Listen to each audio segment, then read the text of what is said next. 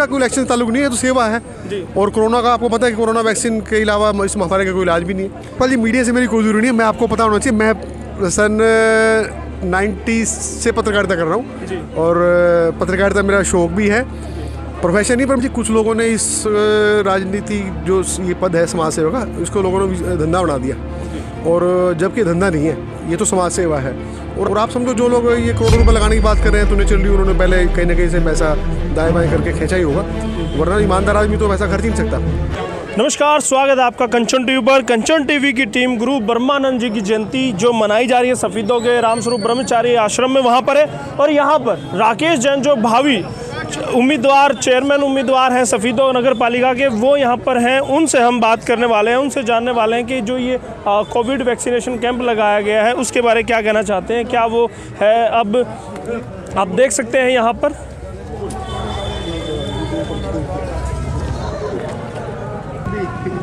बड़े व्यस्त से जैन साहब है। राकेश जी को पकड़ पाना बड़ा मुश्किल है, क्योंकि जितने मेहमान हैं सबको वो अटेंड कर रहे हैं और पर्चियाँ भी बांट रहे हैं लगातार। जैन साहब, सबसे पहले स्वागत है कंचन टीवी पर। आपका बहुत बहुत शुक्रिया, आपने इतना कीमती टाइम निकाला, और आपका चैनल नंबर 1 है। मैं आपको देखता हूँ अक्सर, आप पूरे हरियाणा कवर करते हैं। बहुत बहुत शुक्रिया। बहुत कैसे विचार आया कि जब गुरु ब्रह्मानंद जी की जयंती पर कार्यक्रम किया जाना, भंडारा किया जाना, तो क्यों ना कोविड वैक्सीनेशन कैंप लगाया जाए? कैसे विचार आया? यशपाल जी, हमारी जो संस्था है, मतलब हमारा ही 9वां कैंप है। हम 8 कैंप पहले लगा चुके हैं, और जहाँ भी रिक्वायरमेंट आती है प्रशासनिक सहयोग से हम वहीं कोरोना वैक्सीन कैंप लगाते हैं। जी जी, मतलब किसी भी मौके को राकेश जी जो भावी चेयरमैन है, मौका भुनाना चाहते हैं, मौका छोड़ना नहीं चाहते हैं अपने कैंपेनिंग से जुड़ा? नहीं, इसका कोई इलेक्शन ताल्लुक नहीं है, तो सेवा है जी। और कोरोना का आपको पता है कि कोरोना वैक्सीन के अलावा इस महामारी का कोई इलाज भी नहीं है जी। अब सरकार ने कहा है कि 1 तारीख से कोई भी जो पब्लिक ट्रांसपोर्ट है वो इस्तेमाल नहीं कर पाएंगे अगर 2 टीके आपने नहीं लगवाए हैं, और आप कोई भी सार्वजनिक स्थल पर नहीं जा पाएंगे। तो क्या इस टाइम आपकी संस्था है वो एक्टिव होगी? क्या राकेश जैन एक्टिव होंगे? इस तरह के जो कैंप है वो लगातार लगवाते रहेंगे? यशपाल जी, हमारी संस्था पिछले 2 साल से इस काम में लगी हुई है। हमने कोरोना काल में पहले श्रमिकों को भोजन भी दिया, उसके बाद हमने ऑक्सीजन सिलेंडर सप्लाई करे थे, और हम लगातार कोरोना वैक्सीन कैंप आयोजित कर रहे हैं, और ये जब तक सरकार की जरूरत होगी हम इसमें सहयोग करेंगे। जैन साहब, एक सवाल रहेगा कि कितना टारगेट आपकी टीम लेकर यहाँ पर बैठी है, जो डॉक्टर साहिबान आए हैं, कितना टारगेट आज रखा है, कितने लोगों को आप टीकाकरण करेंगे? यशपाल जी, टारगेट कोई नहीं, आज लगभग हम 500 लोगों को वैक्सीन कम से कम लगा देंगे। मतलब एक बड़ा टारगेट लेकर आज निकले हैं, क्योंकि आपकी व्यस्तता देखकर लग रहा है कि आप उसे पूरे करने में पूरी शिद्दत के साथ लगे हुए। शाम तक 500 करा देंगे आराम से, 500 आज हो जाएंगे। हाँ जी, हाँ। चलिए, अब बात करते हैं, ये तो हुई कैंप की बात। आपकी कैंपेनिंग है लगातार जारी है, डोर टू डोर आप कर रहे हैं, मीडिया से बहुत दूरी बनाए हुए हैं, लेकिन लोगों से जनसंपर्क अभियान आपका लगातार जारी है। यशपाल जी, मीडिया से मेरी कोई जरूरी नहीं है, मैं आपको पता होना चाहिए, मैं सन 90 से पत्रकारिता कर रहा हूँ, और पत्रकारिता मेरा शौक भी है, प्रोफेशन नहीं, पर मेरा शौक है। और अब तो राजनीति में है आप? नहीं, मैं पत्रकारिता मेरा पहला शौक है, और मैं पत्रकारों के साथ हमेशा जुड़ा रहा हूँ। जी बिल्कुल। तो किस तरह से चल रही है आपकी पूरी कैंपेनिंग? जितनी मेरी क्षमता है मैं उस हिसाब से मेहनत कर रहा हूँ, और उस हिसाब से मेहनत मैं करूँगा। डोर टू डोर पर ज़्यादा है, जो होता है एक डायरेक्ट जो संपर्क होता है, सीधे संवाद करना, आप वोटरों से ज़्यादा बेहतर समझ रहे हैं? डोर टू डोर में दोनों चीज़ें आती हैं। अगर हम डोर टू डोर जाएंगे तो सीधे मतदाताओं से भी संपर्क हो जाएगा, और लोगों की समस्या जानने का मौका मिलेगा।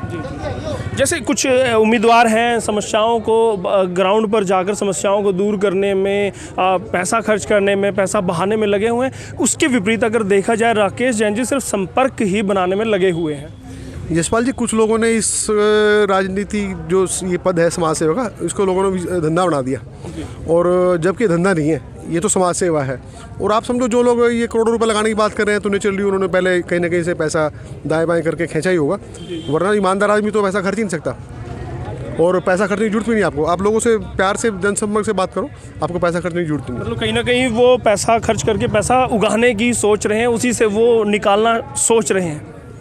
आप सफीदों के रहने वाले हैं, आपको सब पता है कि पिछले कुछ दिनों में क्या हुआ, और ये समाज सेवा है, बिजनेस नहीं है। पर कुछ लोग इसमें ऐसे आ गए जिन्होंने इसको बिजनेस बना दिया। जैन साहब, एक सवाल आपके लिए भी बनता है। मैं दर्शकों को भी बता दूं कि जैन साहब से पहली मुलाकात है जब से उन्होंने अपनी कैंपेनिंग शुरू की है। जैन साहब, एक सवाल मेरे जहन में था कि कुछ लोग कहते हैं, जब भी मैं बात करता हूँ राकेश जैन के बारे, तो कहते हैं कि राकेश जैन पहले प्रधान रह चुके हैं, तो अब उनको आवश्यकता क्यों आपकी? इसके पीछे मंशा क्या है? समाज सेवा के लिए कोई मंशा की बात नहीं होती। अभी जैसे हम कोरोना कैंप नोवा लगा रहे हैं, तो ये भी समाज सेवा है और वो भी समाज सेवा है। समाज जब तक आपका शरीर ठीक चलता है आप समाज सेवा करो, किसी फील्ड में करो। आपने कहा कि समाज सेवा तो आप संस्था के जरिए खुद से कर रहे हैं, पिछले साल से आप कर रहे हैं, जब तक तो कोई ऐसी उम्मीद नहीं थी कि आप चुनाव लड़ने वाले हैं। समाज सेवा की अगर बात की जाए तो वो तो वैसे भी कर ही रहे थे ना, और हो भी रही थी। तो प्रधान बनने के बाद ही कौन सी समाज सेवा करना आप चाहते हैं?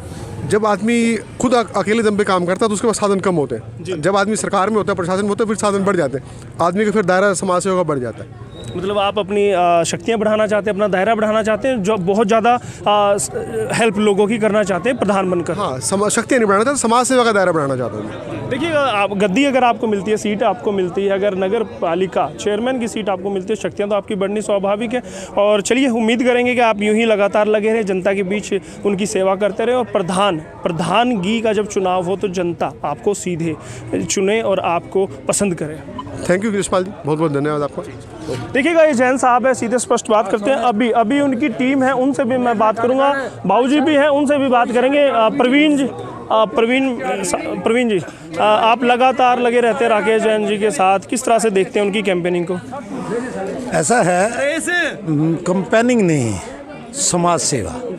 ये मैं हर न्यूज़ चैनल के माध्यम से भी बोल चुका हूँ। हमारा मोटिव पहला कार्य है समाज सेवा, जो कि पहले कोरोना काल में मैंने अपने दम पे, अपने 4-5 साथियों के दम पे ही हमने काम किया।